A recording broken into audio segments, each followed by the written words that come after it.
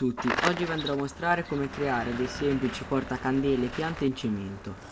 Basta seguire questi brevi passaggi e anche voi a casa potrete ripetere i progetti visti nel video.